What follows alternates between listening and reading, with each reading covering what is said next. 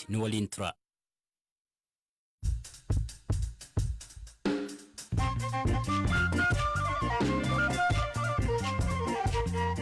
Yooyaa malee yooyaa dhaggeeffattoota raadiyoo BBC Afaan Oromoo nu dhiyadha bakka dhaggeeffachuu jirtan cufaatti sagantaan keenya am jalqabu. Itoophiyaa keessatti humnoonni TPLF naannoo Amaaraa magaalaa Laalibeelaa to'achuu himan. Ameerikaan qaama hamuu hin deeggarru jechuun uummata Itoophiyaa hubachiisan. Nuyi isinii fi mootummaa keessan waliin qajeeltoowwan lafa kaa'aman irratti hundaa'eeti. Qaama loognuuf qabaannee yookiin ammoo waraana irratti qaama tokko deeggarree miti. Dargaggoon Naqamteetti cilisaatiin booda dhabamee reeffi argame du'isa qorachuu fi namoonni jaqabam.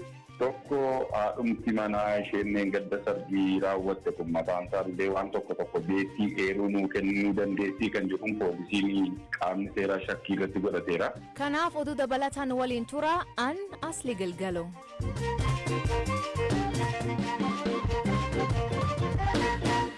Dhaggeeffattoonni oduutiin jalqabanii finciltoonni TPLF irraa magaalaa Laalibeelaa seenuu isaanii jiraatanii fi kantiibaan ittaanaa magaalichaa BBC'tti naannoo Amaaraa godina Walloo Kaabaa keessatti kan argamtu Laalibeelaan bakseen qabeessa kan UNESCO jalaatti galmaa'e. Kantiibaan ittaanaan magaalattii obbo Madaan Firootadaasaa guyyaa keessa naannoo sa'aatii 7 dhukaasa tokko malee humnoonni Tigraay magaalattii to'achuu BBC'tti. Humni murtaa'e seeneera magaalas to'ataniiru. Lakkoofsi isaanii garuu hagas guddaa miti. Jiraattonni magaalattii irra hedduun baqatanii ba'aniiru. Uummanni waan humni isaa danda'u gochuuf yaalii godheera. Garuu hanga ammaa yaaliin deebisanii magaalattii to'achuuf godhame homtuu hin jiru. Karaa Gannata Maariyaam jedhamudha kan isaan seenan. Amma magaalaa guutuu to'ataniiru. Akkuma beektu magaalli kun magaalaa hambaa idil addunyaa ta'e qabdudha. Gareen kun ammoo hambaalee akkasii balleessuun amala isaa waan ta'eef uummanni yaaddoo guddaa qaba. Tarii dhiibbaan godhamee akkaataan hambaan kun itti baraaramu miidiyaaleen waan dandeessan osoo gootanii gaariidha. Amma dhukaasni homtuu hin jiru. Anis achuma ganda baadiyyaa naannoo sana jiruun jira. Yaaddoon keenya inni guddaan hambaa kana. Kuni hambaa uummata addunyaa waan ta'eef mootummaa naannoo fi kan federaalaa waliin walii bilbilaa jirra. Humni seenee hambaa kana akka oolchu yaalii gochaa jirra.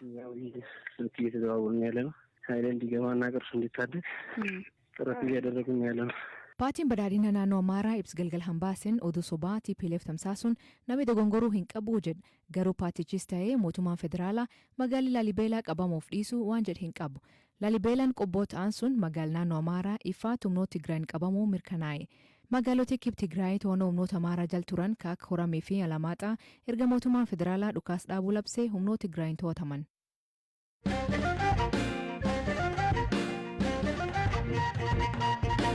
Hooggantuun dhaabbata gargaarsa Ameerikaa USAID Samantha Power akka daawwannaaf Itoophiyaa turte Ameerikaan qaama kamiifuu hin loogduu jirti. Hooggantuun tun takalee galgalaa erga ministeerri nagaa Itoophiyaa Mufariyat Kaamil waliin wal argiteen booda miidiyaaleef ibsa laatte waraanni Tigraay mariin akka furamuu fi deeggarsi namoomaa dhaanqa malee akka Tigraay ga'u gaafatti. I want the Ethiopian people to know that we seek to engage with you. Uummatni Itoophiyaa akka hubatu kan hin barbaadu nuyi isinii fi mootummaa keessan waliin quunnamtiin qabnu qajeeltoowwan lafa kaa'aman irratti hundaa'eeti. Qaama loognuuf qabaannee yookiin ammoo waraana irratti qaama tokko deeggarree miti. Qajeeltoowwan akka walitti bu'iinsa biyya keessaaf furmaatni waraanaa hin jiru. Qaamoleen hundi dhukaasa dhaabanii waa'ee araaraa fi loltoonni fi milishaan naannolee ollaa keessaa akka bahan marii eegaluuti. Ameerikaan waraanni Tigraay keessatti eegale naannolee kaanitti babal'achaa jiraachuu yaaddoo guddaan hordofaa jirti.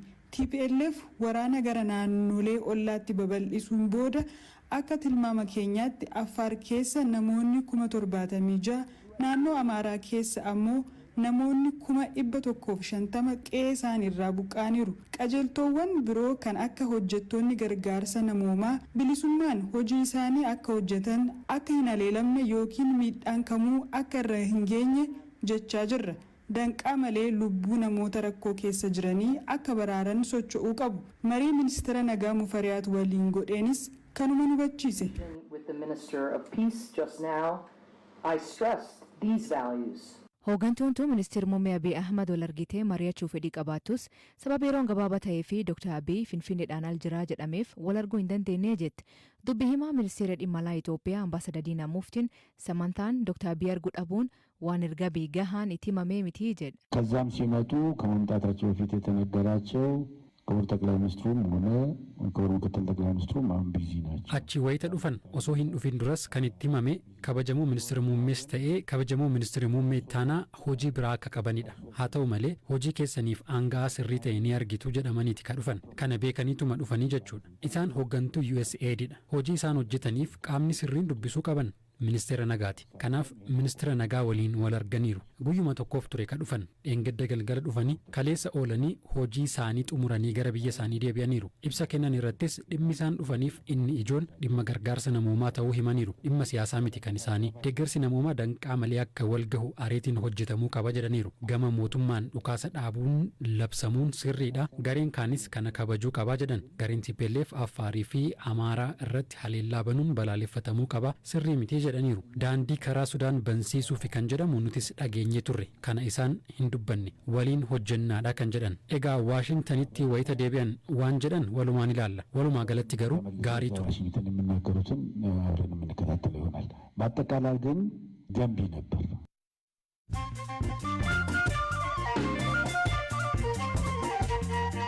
dhaggeeffatooteen amma oduu gaggabaaboo addunyaa isaan dhageessisaa jalqabaanii pireezidantiin haaraan Iraanii Ibraahim Ra'iis kawwaxabajii keessaa filannoo mo'atee harka kachuun aangoo qabate.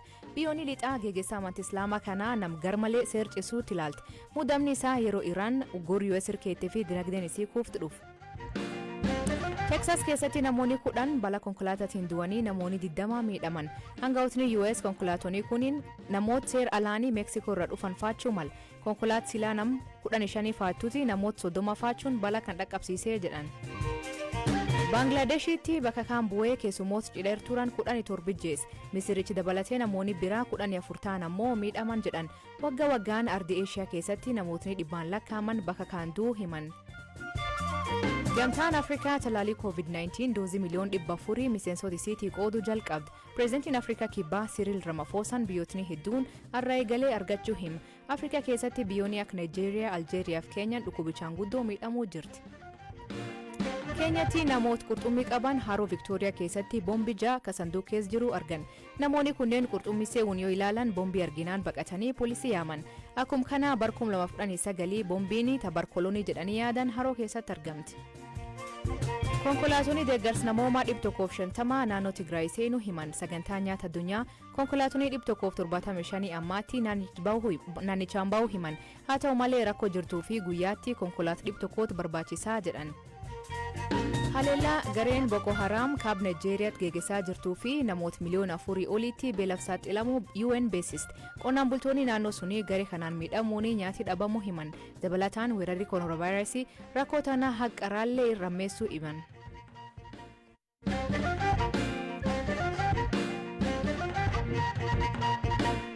Suudaan deeggarsa hawaasa idil addunyaa waliin mootummaa Itoophiyaa fi TPLF jidduutti araara buusuuf hojii eegaluu akka jirtu gabaafama.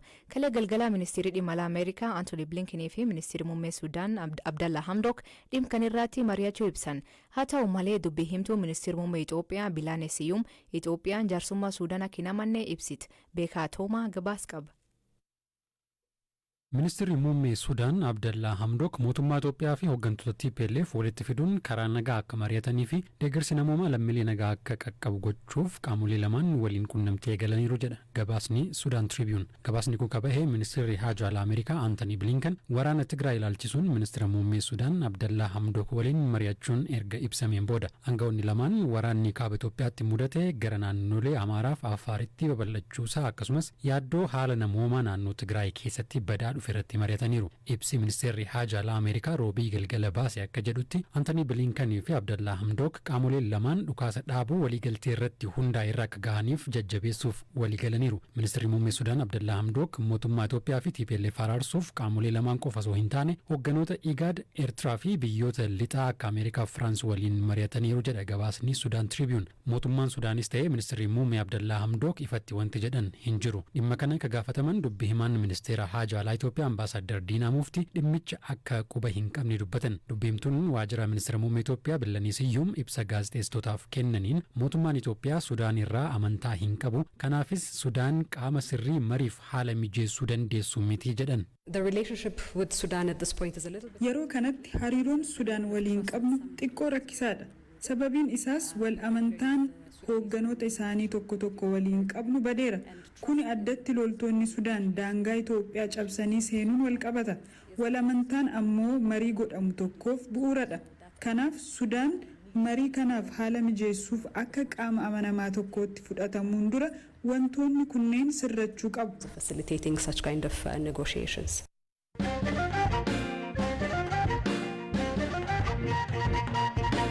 Ajjecha dargaggoo Gammachiis Moosisaa ka guyyaa tokko erga fuudhin booda dhabamee reeffisaa bisaan keessatti argamu hordofee haadha warri isaa dabalatee namoonni 6 to'annoo jala oolan. Itti gaafatamaan bulchiinsaa fi nageen magaalaa Naqamtee obbo Misgaanoo Gaarii BBC'tti himetti namoonni kunneen shakkiin to'annoo jala ooluu himu. Obbo Misgaanuun ka dogeessa fayyaa kanaan gadduu himu erga maatiin poolisiif gabaas kennan barbaachi itti fufuu himu. Zilaalem Taaddasaatti dubbis. Egaa barbaacha sana keessa maatiin jira, waaddanyoonni hakiimonni jiru, poolisiin jira, hundumtuu waliintu barbaadaa jiru achitti argamee jedhame. Achitti yeroo argamu qaamni amman jiru kun hundumtuu waliin ta'ee reeffi kun daaktuu nutti barbaadamee bishaanichi xiqqoo guddaadha waan ta'eef akka inni bishaan keessaa bahu ta'e. Yeroo bishaan keessaa bahutti akka odeeffannetti jechuudha. Yeroo bishaan keessaa bahutti tokko jaakkeettiin isaa qarqaruma bishaanii fannifamee mukarra akka inni fannifamee jirutti nuu kaasanii qarshiin 5,785 natti fakkaata. Ammas kan nuti sirriitti yaadatu kiisii isaa keessaa argameera kan jedhu qubeedhaan warqii quba isaarraa argameera, sa'aatiin harkaa quba isaarraa argameera kan jedhutu nuu ka'e. Fiicaan kun miidhaa irra geeraayii jennee waan tokkos yeroo gaafannu qaamni isaa akka intarnaalii wanti ilaalame egaa ogeessatu beeka, ogeessa fayyaatu kana ragaa kennuu danda'a. Bakkee isaa garuu yeroo ilaallu qaamni isaa fayyaadha. Haa ta'uutii funyaan isaarra qofaa dhiigatu jira. Funyaaniin dhiigaan irratti iddoo kaan irratti qaamni isaa nagaadha kan jedhu nuu kaasanii waliinis ilaalame poolisiinis ogeessi hakiimota waaddanyoonni isaas maatiinis hundumtuu waliin ilaalanii innaa isa kana gaa kan nuu kenname yaa'u. Tarii maatiin akka shakkiitti kan isiniif yookaan poolisiif kaaseeru ni jira. Tarii qaama shakku, nama shakku, haala shakku wayii. Elaa amma isuma kanaa wal qabatee amma dhiira 4 dubartoonni 2 shakkiidhaan kan wal qabatu qabamanii to'annoo jala galaniiru. Namoota akkamiidha? Walitti dhufeenya akkamii qabu laata? Tokko haadhumti manaa isheen gadda sargii raawwatte kun mataan isaallee waan tokko beektii eeruu nuu kennuu dandeessii kan jedhuun poolisiin qaamni seeraa shakkii irratti godhateera. Amma to'annoo jala galtee jirti isheenis? Amma qulqullaa'ee dhimmichi qoratamutti akkasumatti isheen illee qorannoo jala jirti. Qaamni kan biraa mana viidiyoon ni deemeera jedhamee shakkames mana suuraa jechuudha. Achittis taateen kun achitti raawwateera karaa jedhuun shakkii qaburraa poolisiin qaamolee kana keessaas namoota muraasa shakkii irraa qabanii to'ataniiru qulqullaa'aa jira jechuudha. Ammaatti wanti addatti argamu jiru. Namni baajaajii manaa bahee jedhamu ni jira. Konkolaachisaan baajaajii sanaa tarii to'annoo jala warra oolan keessa jira. Baajaajii sanaan manaa bahuu mataa argaan baajaajichaa namni qabatee jiru kan silaa beeku isuma qofaadha mitiiree qophaa'ee mitiiree. Kanaaf amma namni taargaa akkasii baajaajii akkasiitiin taargaa akkasiitiin deemee kan jedhee eeruu nuu kennees hin jiru. Isa kanaatiif naannoo sanatti wanti adda bahee ammaaf itti deemamee hin jiru. Gara fuulduraatti garuu eeruun isaa yoo argame itti deemuu hin danda'amu jechuudha. Seenaadhuma lixa kanarratti isa tokko biyyaattuu seenaa akkasii har'a gaa'elli raawwatee bulee waan akkasii ta'eera kan jedhu isa jalqabaati baruma hojii hojjennu kana keessattis kanaaf baay'ee gaddineerra gadda guddaadha kan itti dhaga'ame rifaatuu guddaadha kan itti dhaga'ame. Ayyee tole ulfaadha obbo Misgaanuu fayyaa ta'a. Ishi galatoomaa. Dhaggeeffattootteen sagantaan har'aa ganumaa nu eeggatanii nu dhaggeeffachuu keessaniif ulfaadha isaniin jedha. Oduu dabalataa weebsaayit keenya BBC News Afaan Oromoo irra dubbisaa. Yaada nuun ga'uu feetan karaa Facebook keenyaa BBC Afaan Oromoo irratti nu barreessaa.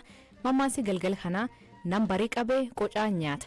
hiikaan isaa isaan biraatti maani kooment keessatti nu beeksisa sagantaa kan qophees beekaa atooma gam teknikaatiin deevis masaaru kaisaniif dhiyeessan asli galgalooti akbor isaatti akkana nagaa waaqa keessa nagaa waaqa hebbulaa oraa bulaa deebanaa hangafamaan dhambulaa